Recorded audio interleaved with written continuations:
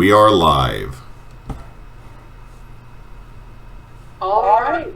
Hey there, everybody. This is our first attempt at Bonus Roundtable, which is going to be a somewhat podcast / stream of the members of Team Bonus Action joining together in order to discuss various topics, talk about some funny questions, hobbies, things like that. Maybe eventually even get some audience participation on what y'all want to hear us talk about. And so I am Luxall CV, aka Freki V. I am going to be the host for this evening, somewhat, which mostly just means I'll be asking a couple questions. And the rest of our party is as follows, if you would like to introduce yourselves, starting with Hewitt, because it was your idea. Let's see, I'm Hewitt, or Miro, or most of the time if you see my token on anything, it says DM next to it, because I'm like usually the forever DM for Team Bonus Action. So I am chiming in with my little bit of an opinion here.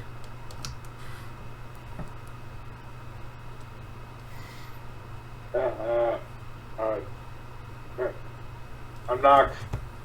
I do stuff. Sometimes. That's all I got. I'm Nathan. I am a approaching middle-aged white dude. I have some opinions on things. I mean, you've probably heard it before, but, you know, I'm just here.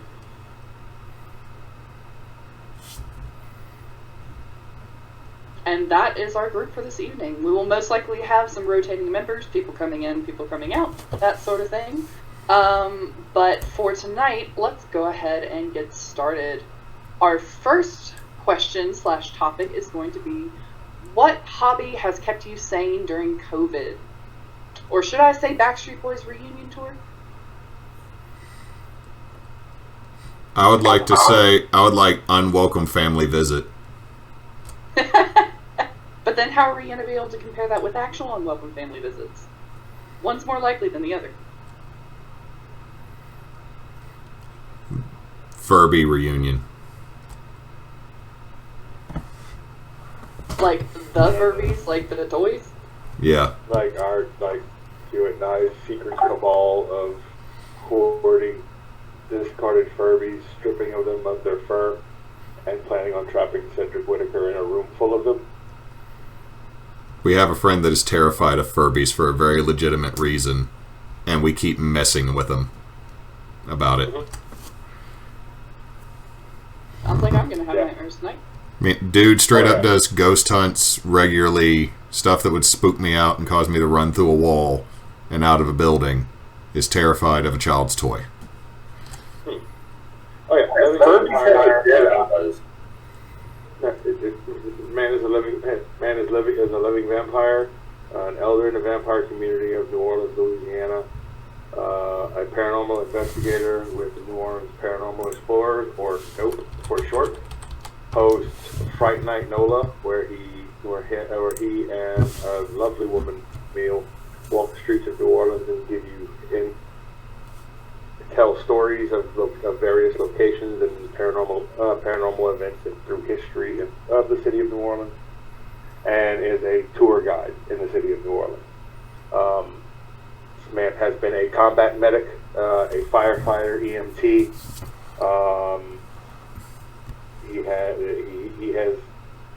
This man has done a lot of different things in his life, and he is definitely afraid of Furby, which Hewitt and I find hilarious.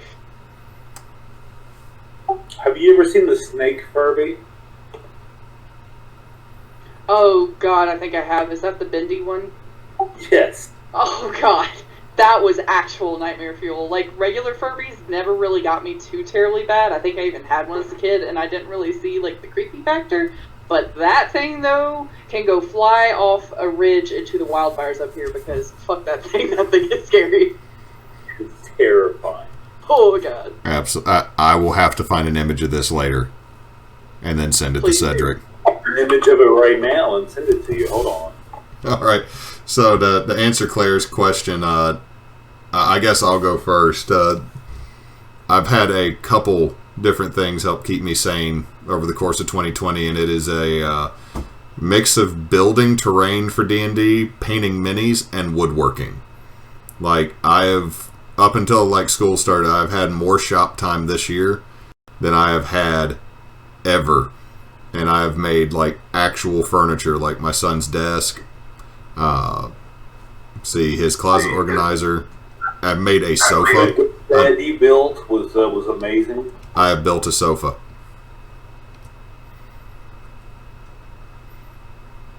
Seriously, I wish I had your talent, Hewitt. And just for the record, I put the snake Furby in the general chat.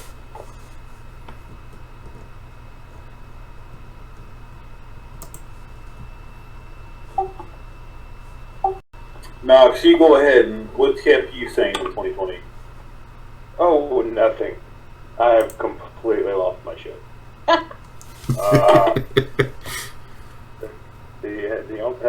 The only thing that has kept me from going on Advent rampage has been honestly good. So my dad is in a hunting lease about an hour north of Lake Charles, and we were pretty much getting geared up for hunting season when Laura hit, which then passed directly over our hunting lease. Our hunting lease is 1,900 acres of pine tree farm. The extent of the damage for us and most of the camps that were out there wasn't too bad. Power lines were down, so we were out of power for like a month and a half. A tree fell on our porch, but it wasn't too terrible. It was just the very top of the tree.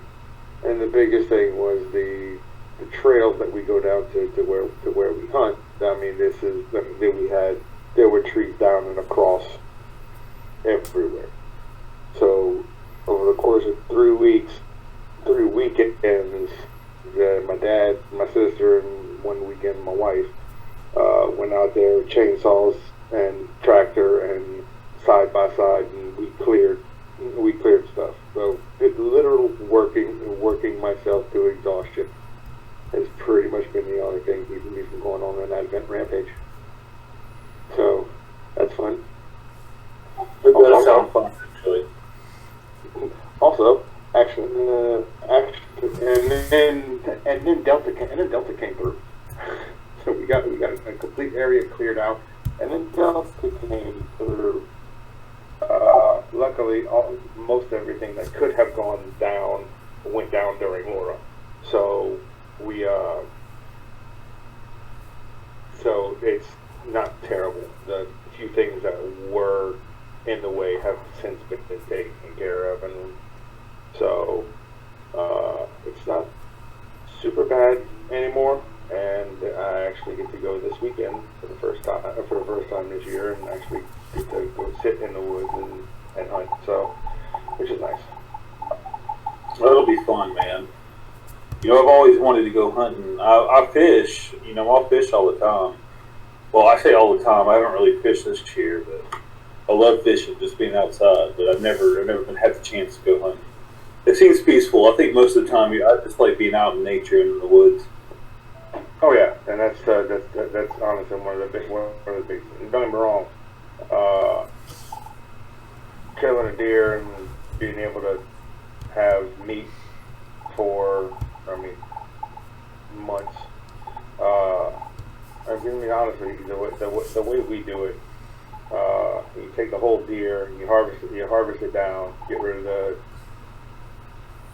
we keep the backstrap with it, which is, for those who are unfamiliar with the nomenclature, essentially it's the strip of meat on either side of the spine on top. That's the backstrap. It's anterior to the tenderloin. We keep the tenderloin. We keep the backstrap. We keep two roasts, one from the shoulder, one from the rump. Everything else gets processed down and essentially turned into sausage and ground meat. Usually about a 60-40 with pork or chicken, depending on what you're doing with. Which then gives you meat for one deer will last 4 months as far as meat goes. And between me, my dad, and my sister, if each of us can take one, we'll have meat for good God. Yeah, I know people, that's the only way they get their meat. It's either fishing or you know. Yeah. That's kind of what I ultimately want to do. Like, I'm currently a vegetarian, but I'm ethical, so, like, as far as hunting and stuff, that would be the type of meat that I would want to do. And the sad thing is, though, I've never been hunting either. It's something I've always wanted to do, but I've just never had the chance to. But, like, the self-sustainability and things like that, and learning how to field dress game and things like that, that's something I'm very interested in, and I've just never had the chance to. It's been over 20 years since I've gone hunting. With my uncle that passed away this year was who took me, and it was not a pleasurable experience. However, if you were to tell me right now I could go sit in a deer stand in the woods, regardless of if a gun is involved or not, and just be out there all day, I would be completely content with that right now. Just, I'm out in the woods, everybody's leaving me the hell alone. Oh yeah, that's a very large part of the whole thing for me is I can go out in the middle of nowhere and do nothing and be fine.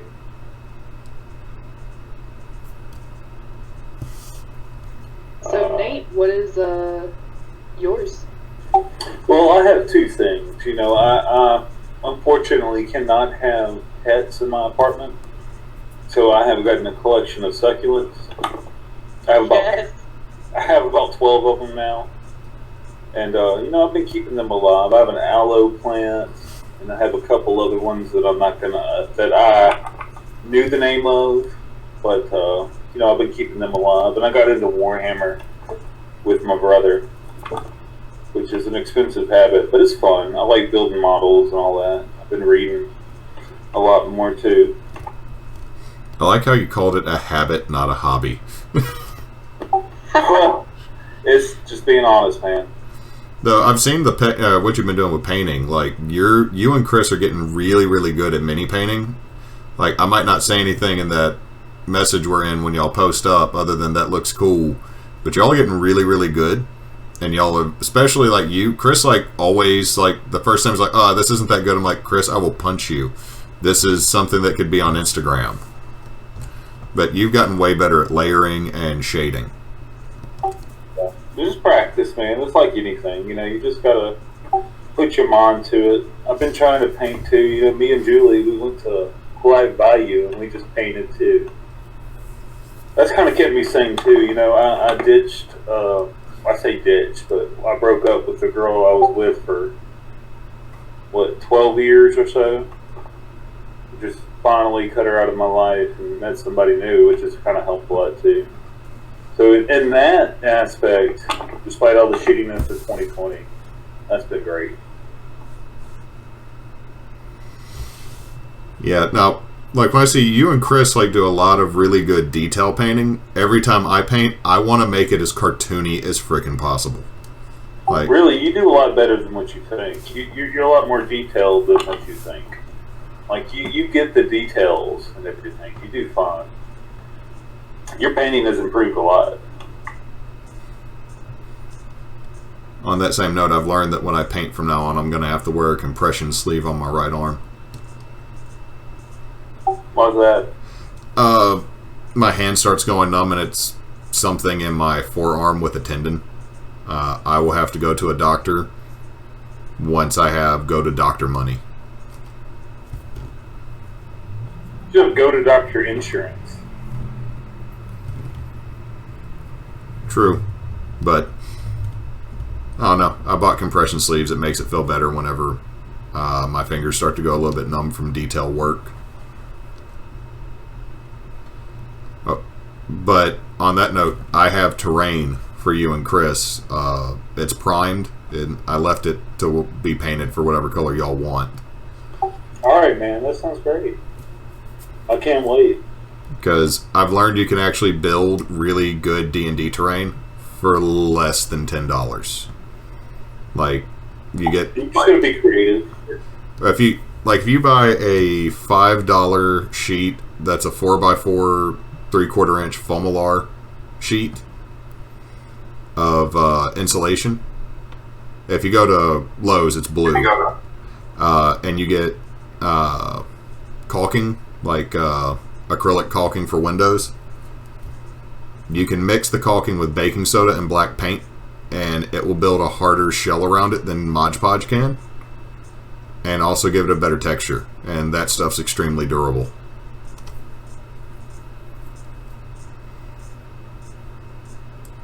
My wife is kind of annoyed at me a little bit because there in one of our cabinets is a whole bunch of stuff from the dollar store, plus like 4 tubes of DAP and like boxes of baking soda.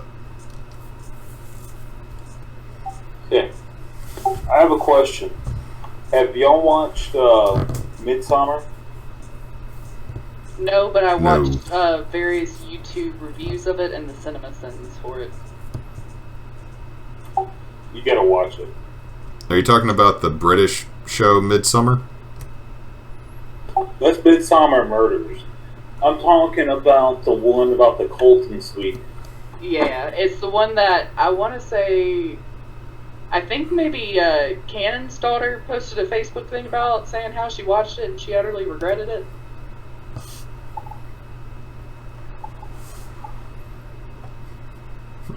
Kyle just has little bubble popping noises in the background.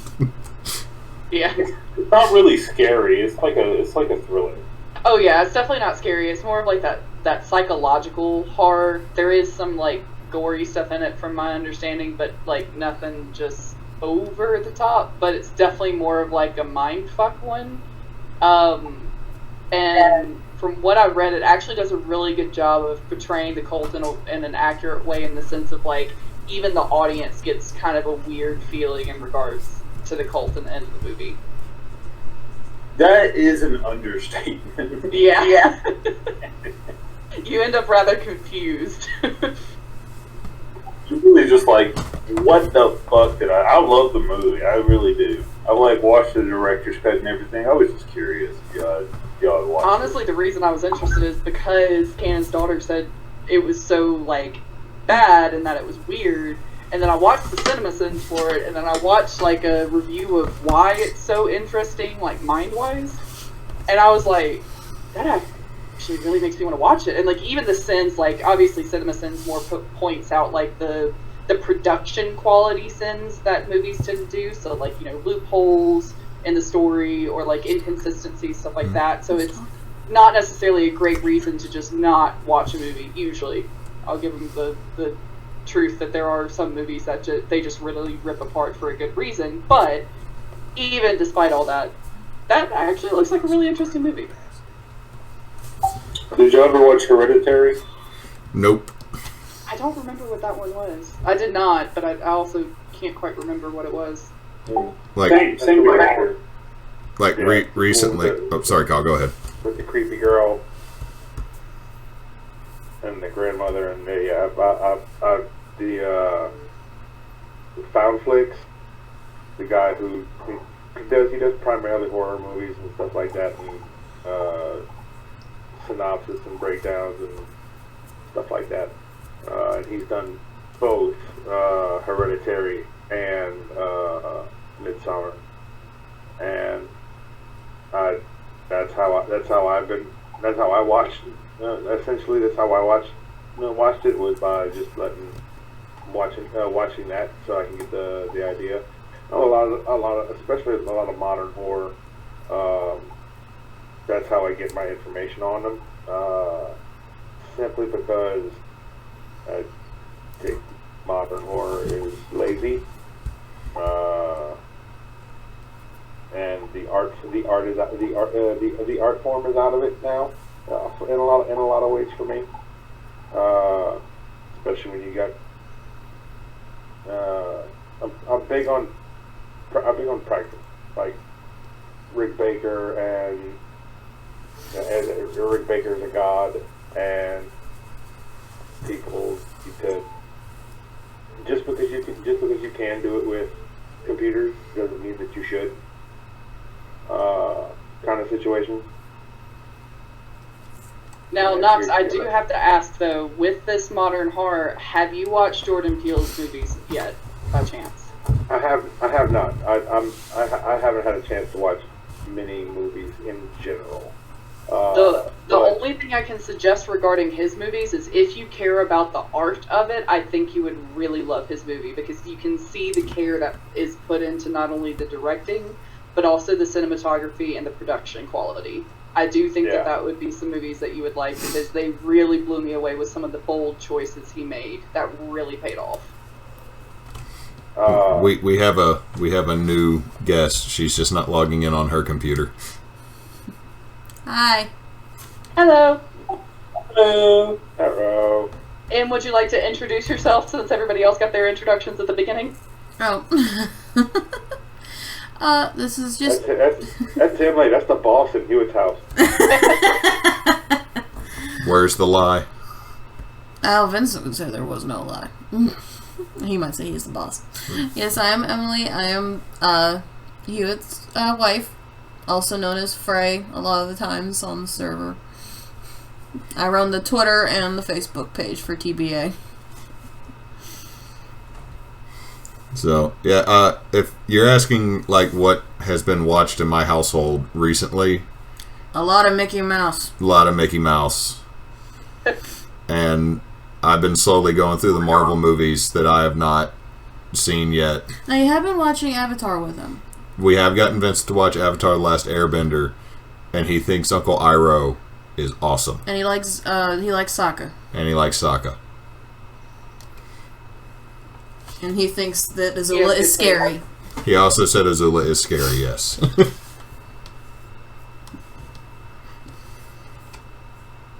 We don't really do horror.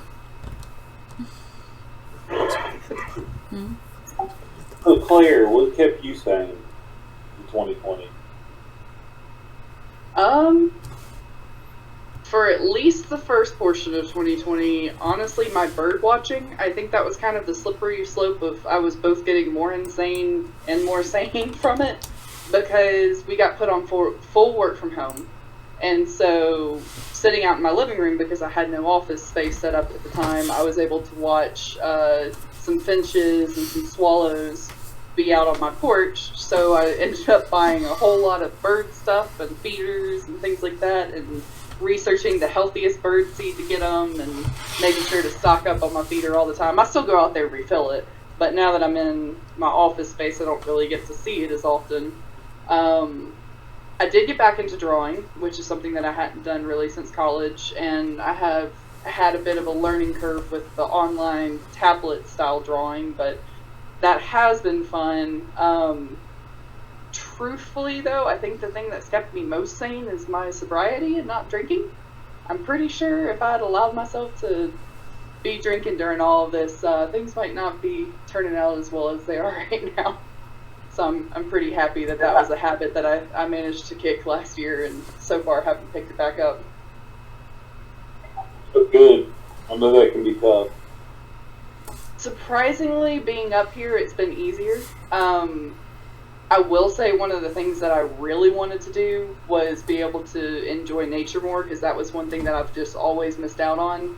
But with the wildfires and everything up here kicking in pretty shortly after quarantine started, there's not much outdoor activity to be doing. So I'm mostly just having to stay in at this point and socialize via the computer, except for the few times I'm able to get out of town. But with being full-time remote work, though, that's a lot more possible than it would be if I had to be in the office, at least. So I do have that going for me, which is nice.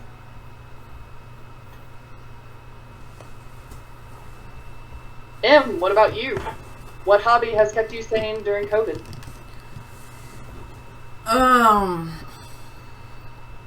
God.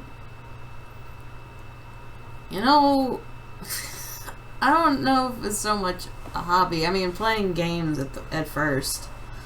Like, when we first started going into lockdown, We were playing a lot of D&D online. We played a whole lot of our Dresden Fate game. We were playing multiple times a week, which we never get to do. So that helped me a lot at the beginning, but I think in general it was more necessity than anything that kept me sane. Because we've got, you know, our kid. And don't really have an option but to keep sane with that. I mean, I remember thinking being, oh man, I'm gonna be home all the time. I'll read a whole bunch, or, you know, I'll draw more. Man, I didn't read crap. I did not read I have been working shit. on the same book since the beginning of quarantine. So I have an entire stack of to be read and books that I want to read, and for some reason I just get in these funks where I stall out and I just don't do it.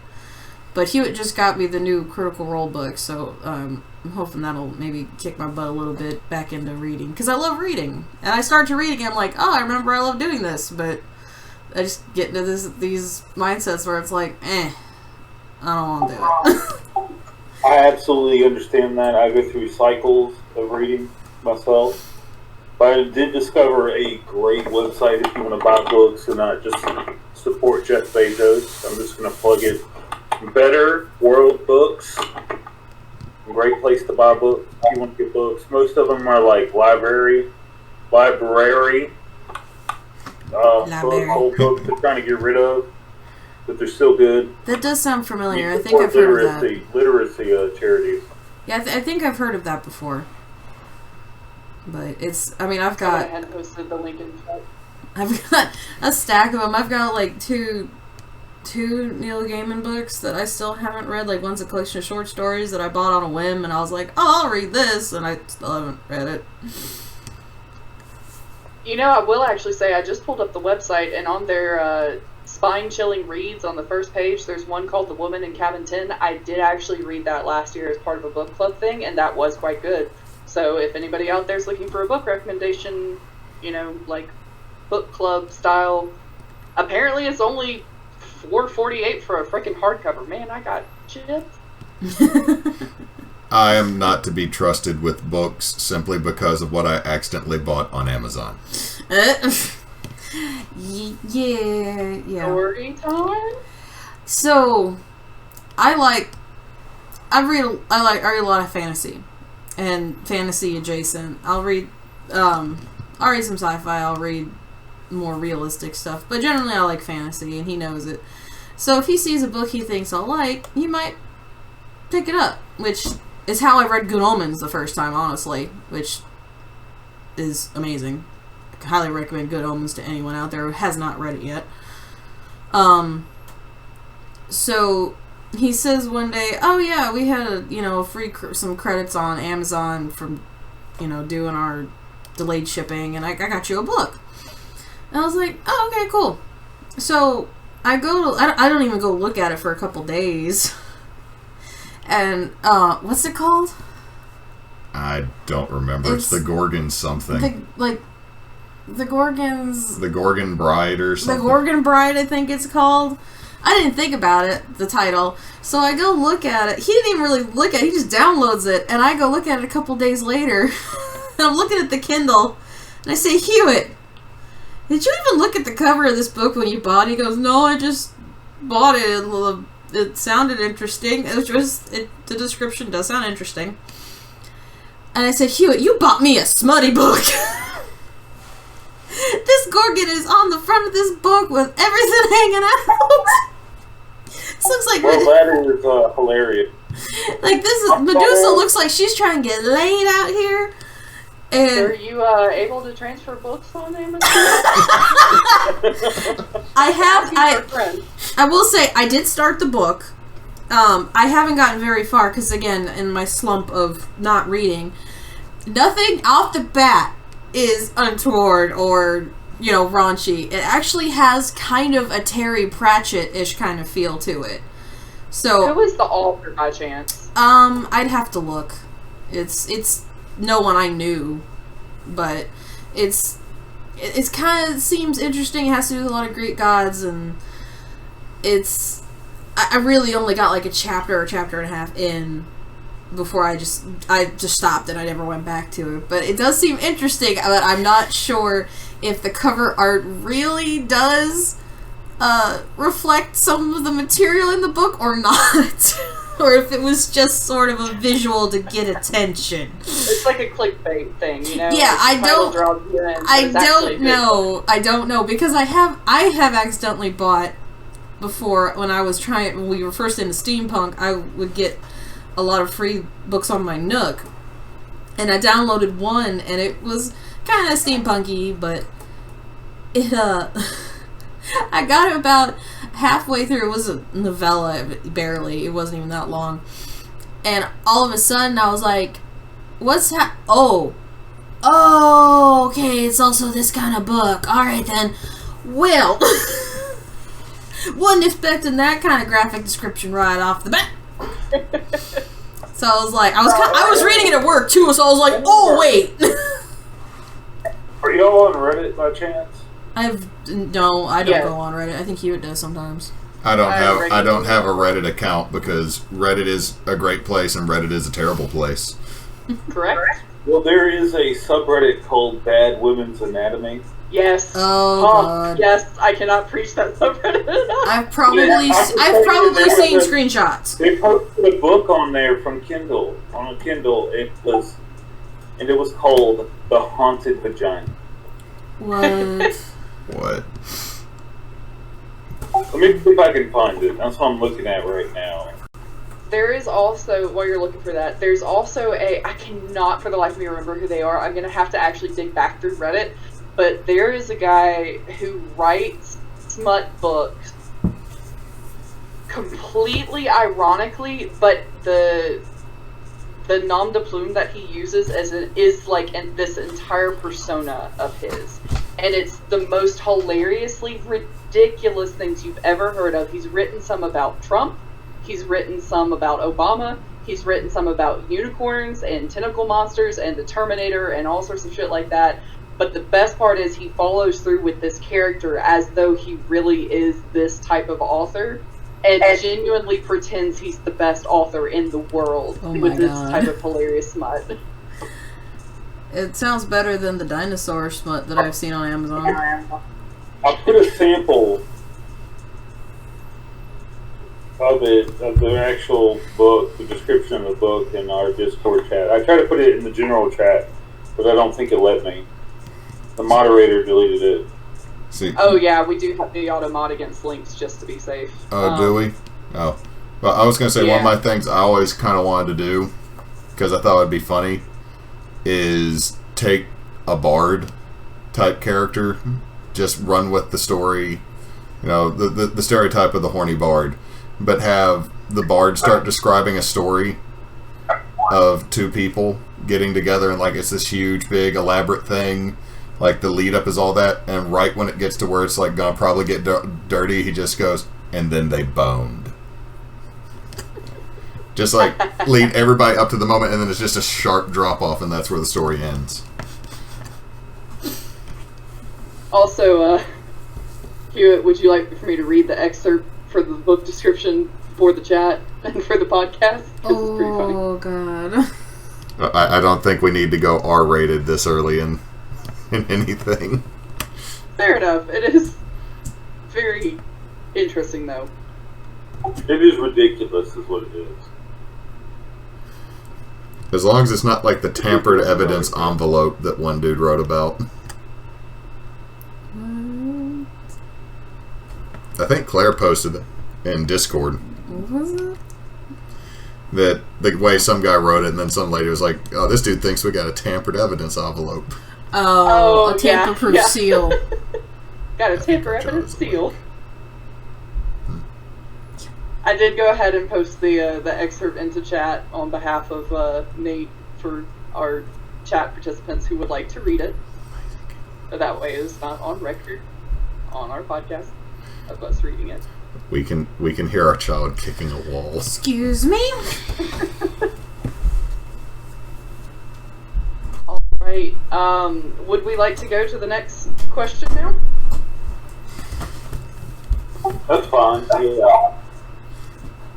I think so. Sorry, I'm also hearing Emily tell our child who had been asleep or acted he was asleep. He's been in a mommy kick recently. He always has to have mommy. Daddy is old news. Unless I'm taking him to McDonald's, and we haven't done that like in a week. Daddy.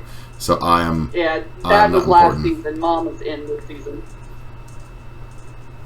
I just put Dad has never been in. It's either Susu, Papa, or Mommy. Well, that just means you're the upcoming one, obviously. Hopefully. Maybe. Probably not. But, you know. I'm also the one that generally has to be the disciplinarian, because I sound meaner than I actually am.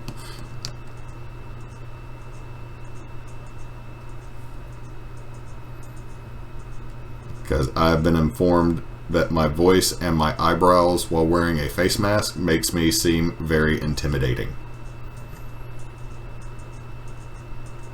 Well, to be fair, that, how does Jim Butcher describe it? That deep basso is, it can be quite intimidating. Right now, the story of my life is, oh, am I making that face out loud? Mm-hmm. Now, do you remember which one you touched? I do.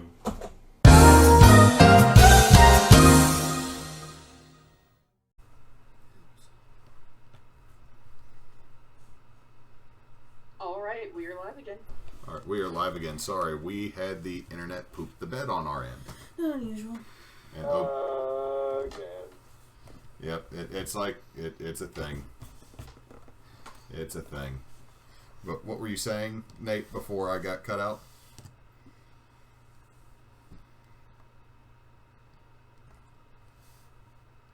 Did we lose, Nate?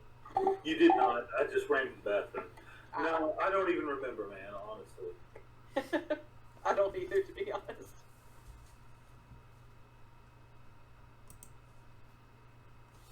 Alright, would you like to go ahead and, I guess, start round 1, part 2 with the second question? Sounds good.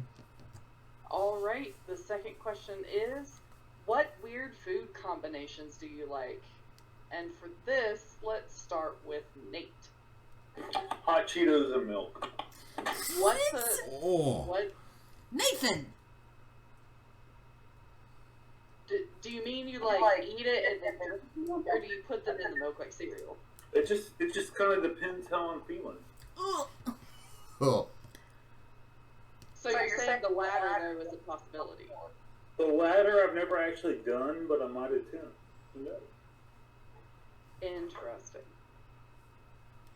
I do love hot food. I've done the Hot Ones challenge, and it was pretty alright up until we got to the bomb. And I have no idea how to describe it. It's like licking the sun's asshole. Like, it is the worst thing I've ever experienced. That's pretty great. Oof. How far away from max heat was that one, as far as that ladder scale? Like, it's like number 8 out of 10. So pretty far up there. You got more than halfway. Well, I got all the way through. I did it all. I did the 2 million Scoville unit. Oh, good 1, lord. 2, the last tab. I used to think that I would be capable of doing those spicy challenge type things because I do really like spicy food. And then I had an incident where I accidentally ate a pickled habanero pepper thinking it was a pickled cherry pepper. So it had been like soaking in the vinegar for a very long time, and in the habanero was the seeds and the vinegar that had been soaking the seeds for a long time. And I genuinely almost called 911, and I was very lucky to have my boyfriend at the time there with me, because I physically could not get off the couch.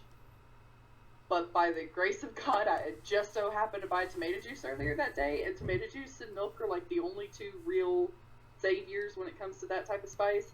And I sat there streaming tears, snot, and drool all down my face for about 20 minutes, not able to talk, and I ended up drinking half a gallon of tomato juice because as long as I was drinking it, it felt fine. But the minute I actually swallowed it and had no more in my mouth, it started hurting again. And I have never felt that kind of pain in my life. Oh, no, thank you on the spicy. The spicy could kill me. There's nothing worse than expecting one thing, one like level of spice, and getting the other.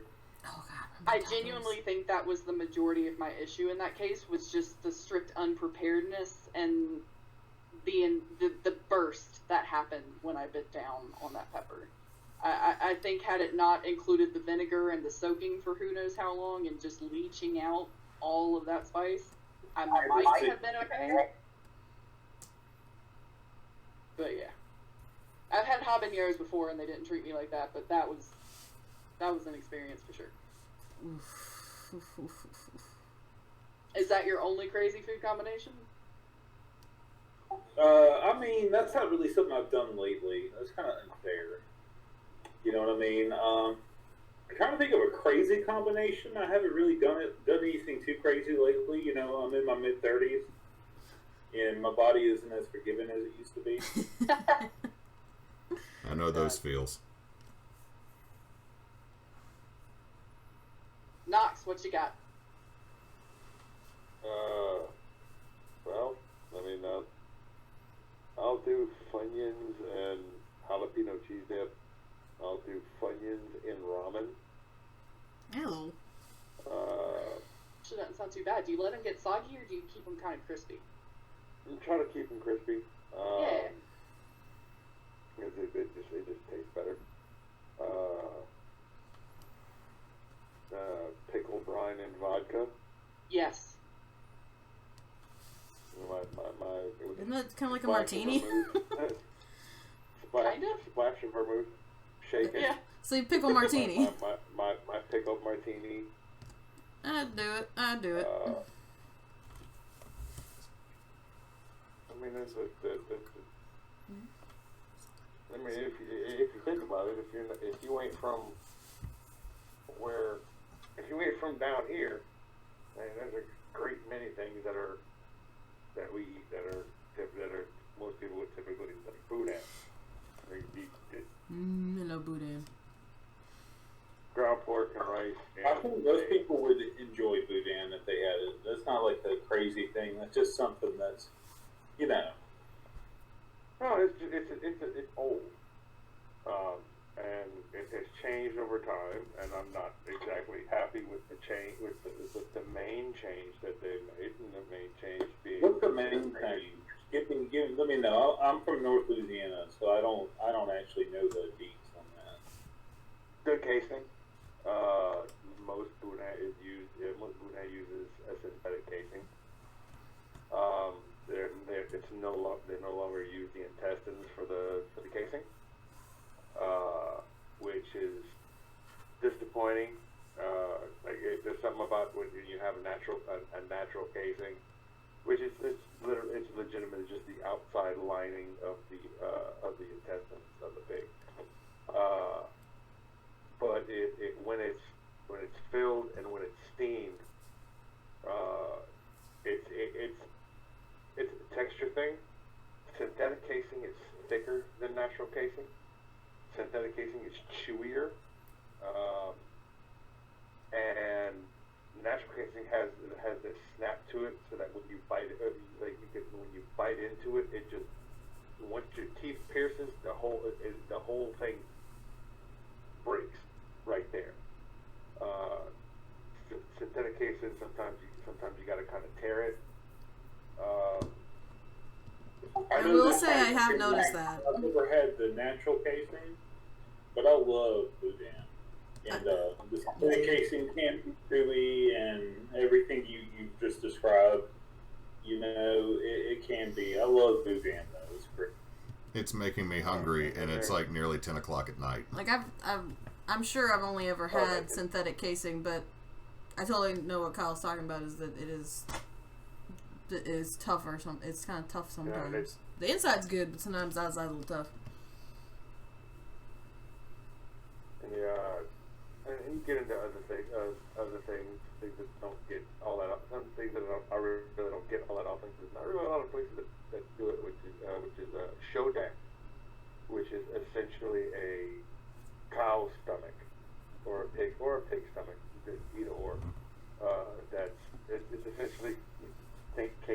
haggis, seasoned meat and rice, and stuffed in. Essentially, it's a boudin, but it's stuffed inside of a stomach. So yeah, haggis. I mean, that sounds good. I mean, I've had haggis, so I'd eat it. And the inside, like the mix of the stuffing that goes in it is a bit different, but in general, it's the same principle. Can I get everybody's opinion on something? Sure. How do you call what type of grown meat? Meat that is grown in like a test tube or a lab. Would you eat it? No.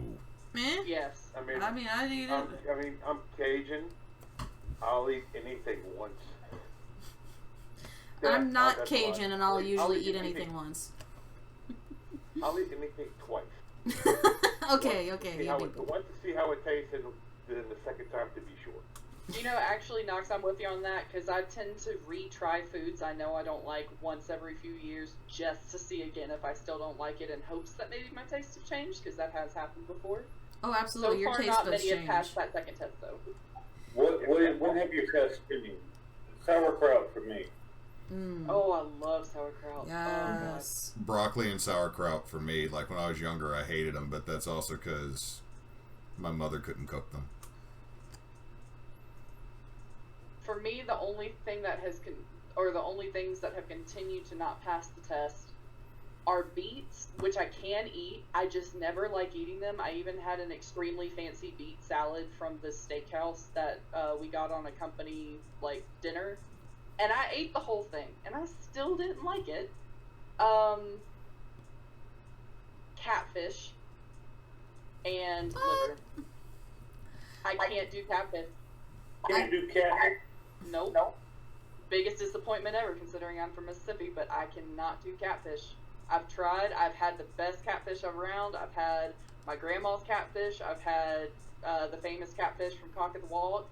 I think it's something about freshwater bottom feeders. I just can't do it. Yeah, and some people can't get over. You can taste the mud in catfish. I think that might be what it is. It's just I can't. Are you a super taster? Potentially. Do you mean there are certain extra flavors that I tend to pick up on? Mm-hmm. Yeah, usually. I might count for that. I might need some more examples to be able to claim that title, but I'd say probably. Do you have the cilantro taste like soap? I do. And I have the fennel taste like licorice. Oh, I hate fennel, but I love cilantro. Hate fennel. So, that's probably what it is. It's just essentially your taste buds are supercharged, and you can pick up the defects that most people can gloss over in catfish. It stand out to you. And I'll say I hate that, because I want to like it. I really do, because it does smell delicious and it looks delicious. And there was nothing more disappointing than going to Cock at the Walk and having to get the damn fried chicken, because I can't eat the catfish. And I have continued to try it, and it's really disappointing that I don't like it. I have whatever the opposite of that is, because I'll eat anything, just about. I am not a fan of fish, and it goes back to a childhood memory that no matter how good the fish is, instantly it tastes like the Gordon's Fisherman fish stick, and that includes salmon, and that makes me so sad because the salmon was actually really good. Third chew, though, it was over with. I'm just glad that my son likes fish, and I completely support that and can repeatedly buy fish so he will keep eating it.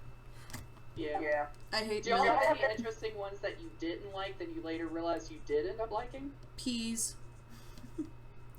That's a good one. I hate milk. I hate milk. And I have always disliked milk. And I think for a while my parents at least made me drink chocolate milk with dinner, until they finally were just I got to a certain age they gave up. But it was high school. But I think part of why I don't like milk stems back to the second grade, when you'd get your little thing of milk during school. And I told my teacher that mine seemed weird. And she thought I just didn't want to drink my chocolate milk because I had been vocal about the fact I don't like milk. So finally, she decides she's going to have me go pour it in the water, the drinking fountain. And I guess to teach me a lesson of wasting things.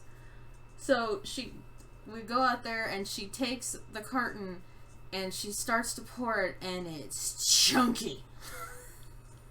Yeah. Like, it is chunky. Like cottage cheese chunky. And she looked at it and looked at me and she said, I am so sorry. Because she had made me drink part of it. And I didn't like milk really before that, but even today, Hewitt has to check if the milk is good. Because milk, no matter how new it is, always smells terrible to me. It could be a brand new jug of milk, and I will just be like, nope, you gotta check this because I'm gonna barf. I can cook with it. I can put it in cereal. I don't drink it when it's in cereal, but I could not, like, if I tried to drink a glass of milk, I'd probably throw up. Now, a Put in food. your coffee. I put half and half in my coffee, and I put creamer in my coffee, and Kyle got me putting in heavy cream in my coffee, but just straight up milk, like 2% or anything like that, I have learned. Seems like the more cream-based it is, the better it is. Because I also don't care for milk very much. But if it's, like, truly cream and stuff, I'm more okay with being able to taste that and things, like you're saying, like in coffee or tea and stuff like that. I'll drink whole milk, and I'll drink the unnatural, like almond and soy. Almond milk is pretty good, Chocolate almond milk is amazing. but I use almond milk. I've learned that I used to really hate Brussels sprouts. Not anymore, because of me. Now I really like Brussels sprouts, but It's because our parents didn't know how to cook vegetables. Let's just be honest. Mine did. Let's boil the hell out of this shit. Yeah, it's boil or steam it to the point of why did we even do this? Now, there's one thing I really couldn't stand as a little kid, and now it's one thing I always make sure is in the garden. That's black-eyed peas and butter beans. Like, they used to be too bitter for me when I was little. Now I really love them. Yes. What about you, Nate? Anything that you thought you hated and then ended up liking? Well, most vegetables, you know, like my parents, you know, they destroyed it. And I've really gotten better at like trying new foods myself. I have no issue like just trying something new. I like to try new things. Knox, what about you?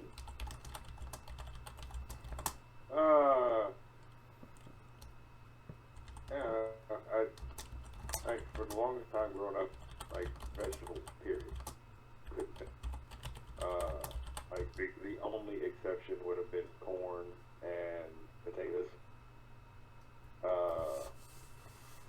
And it's a situation of I through my teenage years, we'd go out to eat, and my mom and my sister would get like a fried chicken salad or a fried shrimp salad, and this thing looks delicious, but it's vegetable. Okay. No, this one. 13 force damage? Yep. Alright, he looks like he's about to drop dead.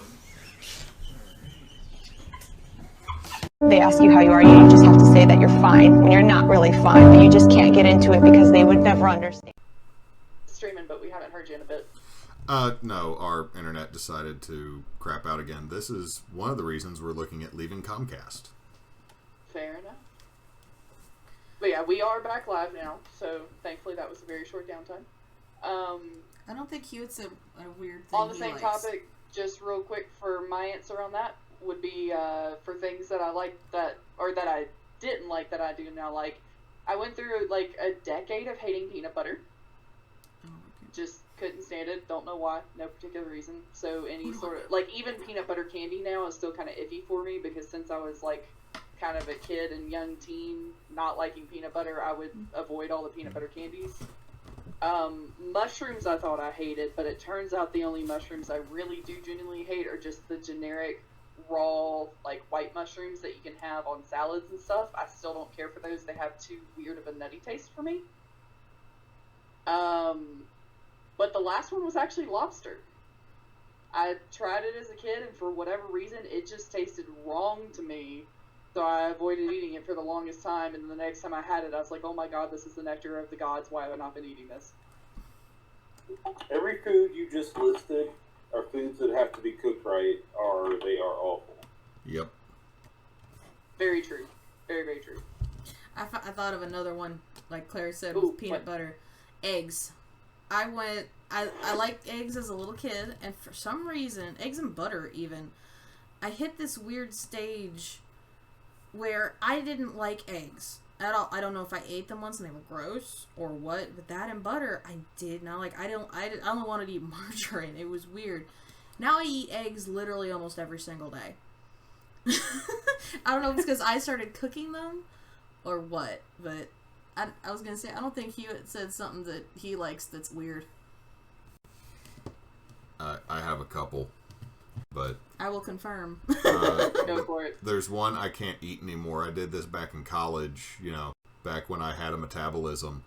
But I would take 2 chocolate Pop-Tarts and put crunchy peanut butter between them and eat them like a sandwich, and that would be breakfast and lunch. Ooh. Interesting. That just sounds like diabetes. It is. I can't eat it now. It's like on the list of foods I used to like that if I try now, I'll just die, because I've learned if I eat anything too sweet, I physically get sick. The other one is another sweet thing, and I still eat these occasionally. I like to eat licorice jelly beans and chocolate covered gummy bears together. I have to buy those for him at work. I dropped my finger off the bone when you said that. I have to buy those for him at work, and I will buy him the black licorice jelly beans, but he does not get kissed when he's eating them because yuck. But they're good though. No, they're not. It's okay to be objectively wrong sometimes, Hewitt. I don't think I really eat anything all that weird. Hewitt might disagree with me, but I'm an eater. I will eat most things.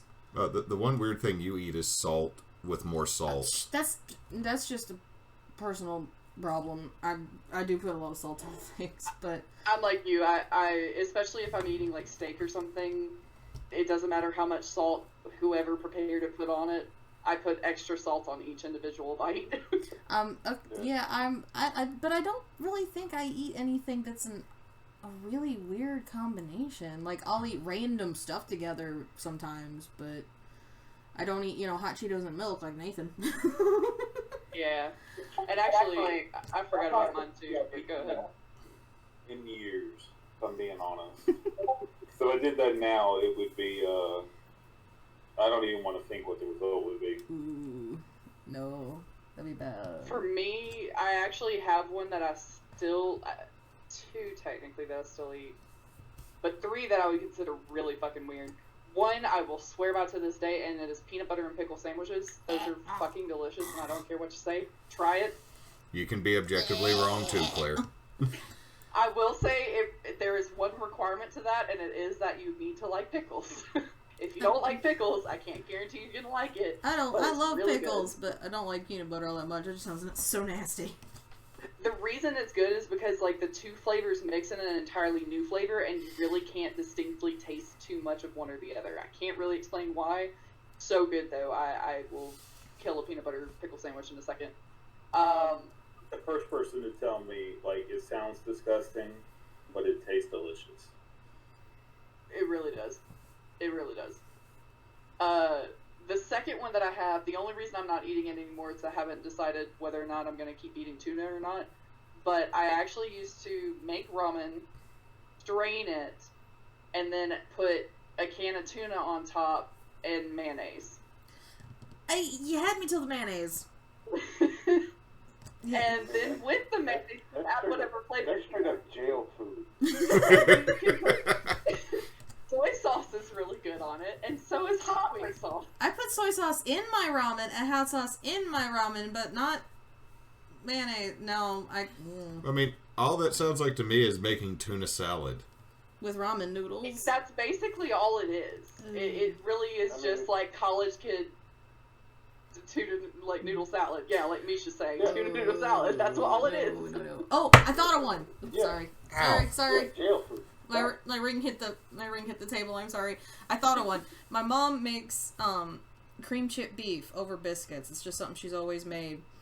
and she buys these little jars that have dried beef in them. And we would eat the dried beef with cream cheese. We'd spread cream cheese on it and then roll it up and eat it. Nice. I'd still do it. I've bought it before as an adult and just eaten it without making cream chip beef because I don't know what it is. It's just really good together. I just realized I've got a couple more, so I'm just gonna rapid fire through them, and if y'all want to comment on it again, if not. But the other ones, just real quick, were sweet corn and vanilla ice cream, which was really good. Ew. Cream cheese on a slice of deli ham with pickles in the center or olives was really good. I would eat that. That doesn't sound bad. That sounds like a roll up instead of a sandwich. I'd eat it. Yeah, it pretty much is. It's kind of like cheese. What? Like I hate cream cheese. I cannot stand it. Now, I think Claire is ready to fight. That being said, one of my favorite desserts is cheesecake. Kyle, really? Cream cheese, but cream cheese itself, I can't. I cannot stand it. I don't like the flavor. I don't like the texture. The texture's not bad, but I don't like the flavor. And everybody, and like around here, I don't know if y'all have it up there, but down here, there's a lot of the specialty meat markets that will sell chicken wrapped in bacon, and it's delicious. But everybody puts goddamn cream cheese in it, and I can't stand. Or jalapenos with cream cheese in it, wrapped in bacon. Yes. You put enough ranch in the cream cheese, it doesn't taste like cream cheese anymore. I don't want cream cheese. It's not cream cheese and grilled meat is not a combination that I can or ever will enjoy. Interesting. See, I eat cream cheese with a spoon, so that's like entirely foreign to me.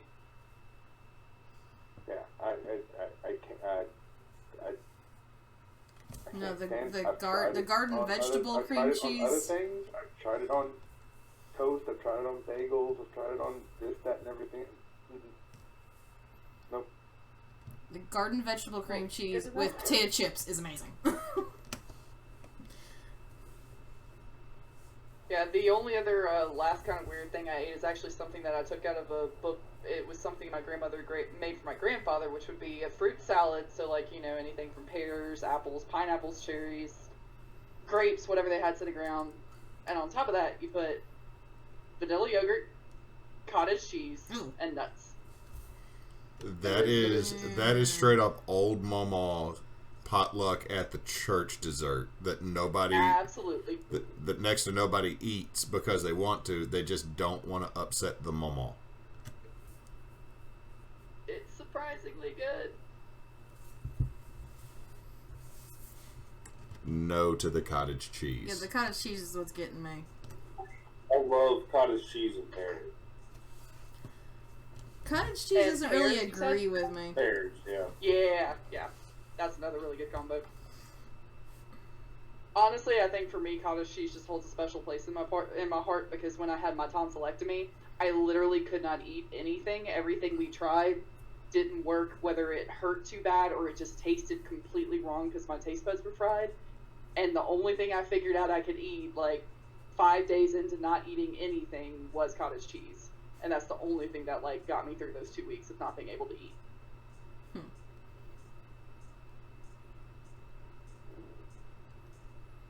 Does anyone have any interesting stories about reasons why they no longer eat a particular food? I know, Em, you kind of went over that with your milk story.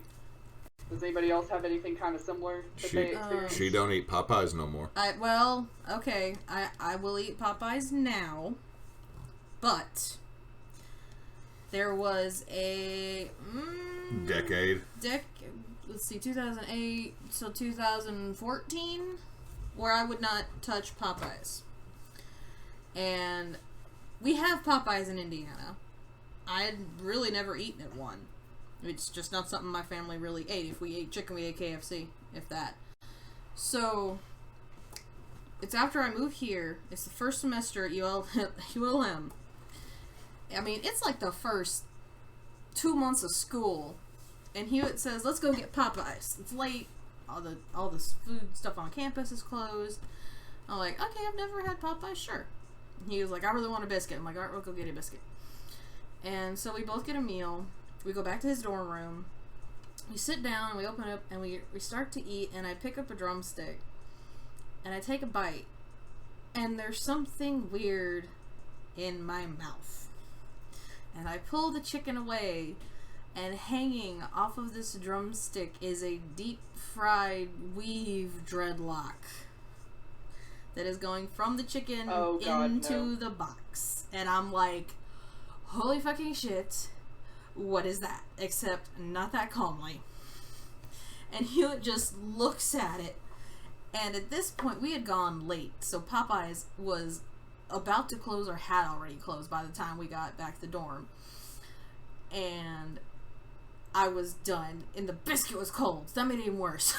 I couldn't even eat my friggin' biscuit. So between 2008 and 2014, I would not touch Popeye's chicken. I could smell it and be like, oh, that smells good. And someone would tell me, oh, yeah, that's Popeye's. Nope. And I would always say, I can't eat Popeyes. People would be like, oh, why not? Why not? And then I'd tell them that story and they'd be like, yeah, okay. We get it. I still don't eat it all the time because sometimes I still think about that. But, yeah. That's my Popeye's issue. That's extremely understandable. Yeah. Speaking of, have you tried the chicken sandwich? Still never got a chance to try it. It's okay. When did you try it? Daddy bought one and had everybody split it. Really? I wasn't there. By split it, I mean he cut it into 4 pieces and Mom and I got 1 and Daddy got 2.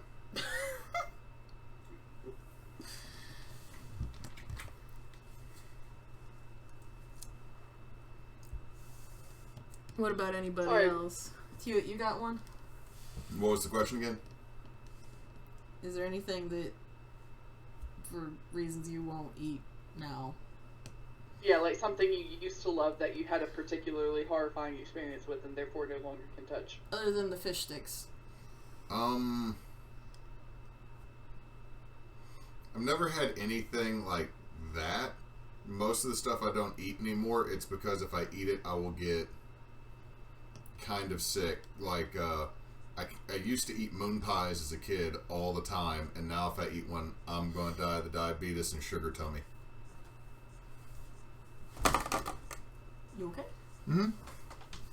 I missed the seat. Who's saying that Chick-fil-A is better? That is Mish Mish. Oh, yeah, I like the hate chicken. I can't help it. I'm still trying to think, isn't there something that you got sick eating that you didn't want to eat for the longest time again? Eskimos. Oh, yeah. I got violently ill off of Eskimos. Well, I don't think it was the Eskimos, but you got violently ill, and we had eaten Eskimos the very first time I came down here. Second time. You got so sick. I got sick. I think it was because the walnuts or the pecans on it were spoiled. Yeah, we didn't eat Eskimos custard for a long time after that.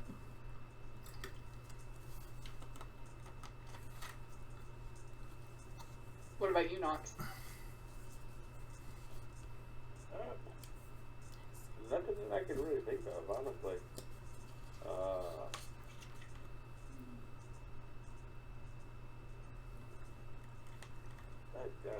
Really nothing that I can really think of on top of my head that I used to eat that I don't anymore.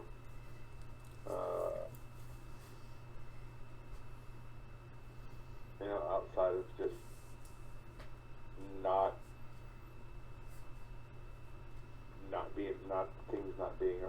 certain things not being around or available anymore. Aside from that, there's nothing really that I can think of that I've had real bad experiences with that have stuck. I'll say that have stuck. There was times, like, I haven't really eaten McDonald's in probably about 6 months or so, give or take once or twice. It's simply because there was a time where I just ate it, and I ate it enough and got a hold of a double quarter pounder that just didn't taste good. You mean normal? No, worse than normal. Like, it was bland and overly... Oh, so you got, like, Monroe version of McDonald's. Misha's saying bratwurst for you? Yeah. Now that I think about it, yeah, brats. That's more of a thing. I really enjoy brats. But they have, at least at Johnsonville, they have a tendency to just make me nauseous. I guess it's just the fat content in them. I guess I think that's pretty much the kind of the only real things like that.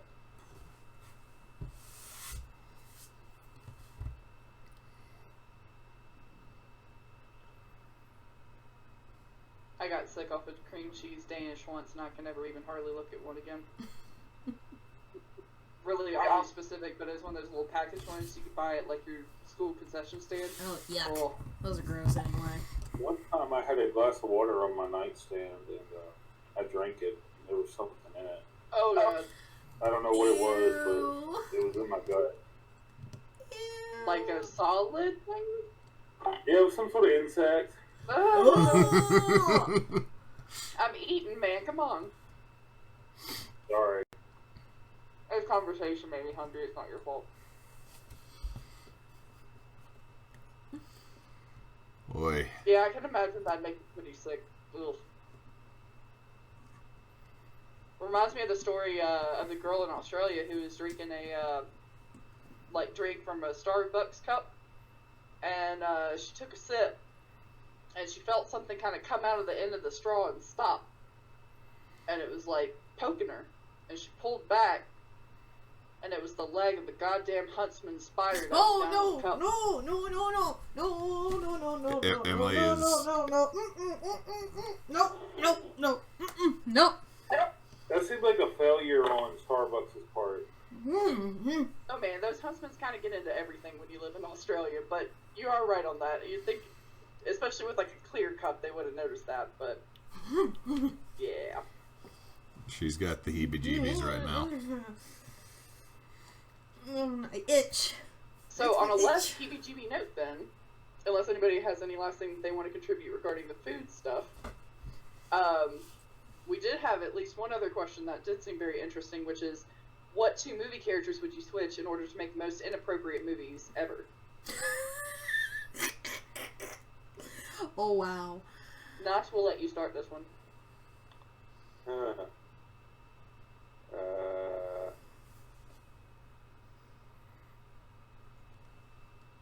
Because honestly, this is kind of a tough one.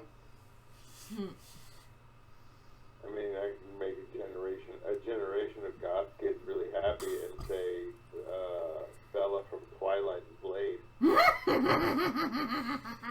That would be interesting. The vampires would have ceased to exist so quickly. But also, I'm going to always argue, Twilight is not about goddamn vampires. It's about the frickin' Fae. Yeah. Ooh, no. Okay. So, same thing. Edward replaced Edward Cullen with Alucard from Hellsing Ultimate Abridged. Yes. You know, a real fucking vampire.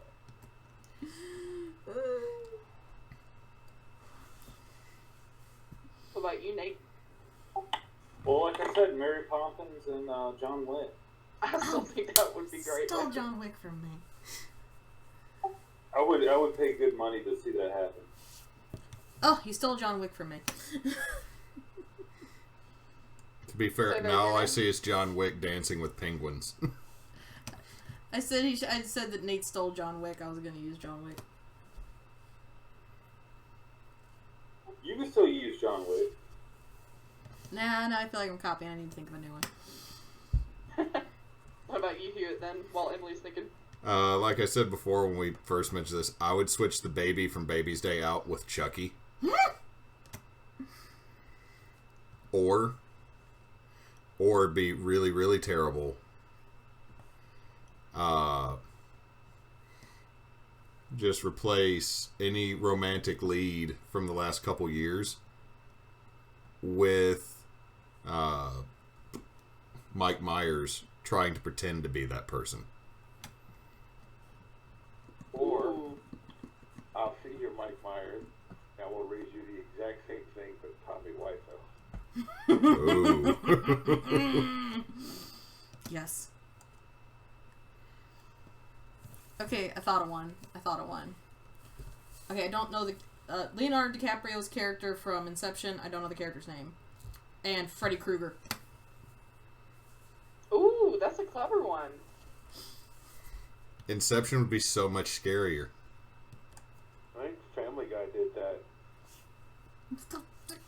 Fuck Family Guy. No, South Park did it. South Park did it. Okay, South Park did it. That would have been a better response from me. South Park did it. Simpsons did it. I genuinely can't even think of any movies right now, to be honest. The first one was going to be John Wick and Detective Pikachu. That would be fun. Replace Chris Evans as Captain America with Ron Jeremy. No. Ew. Replace Ron Jeremy in any of his movies with Tommy Wiseau.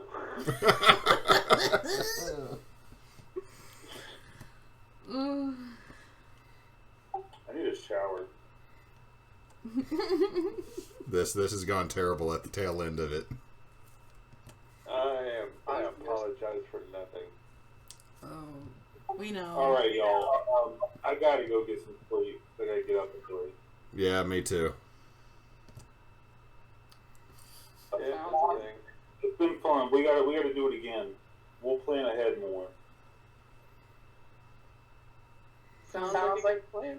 Probably need to keep it on the hour so we don't move into Would critical you like to role think about time. chat Yeah. first, Nate? Yeah, I'm gonna go ahead and bail. I'll talk to y'all later. See you later, chat. Good Later. night. Night. Yeah. Should Nate do, or should Kyle do us the honors? Yep, Kyle, sign us off. Hope y'all enjoyed sitting around shooting the bull with us. And until next time, folks, as always, Team Bonus Action to you. Don't let your meatloaf.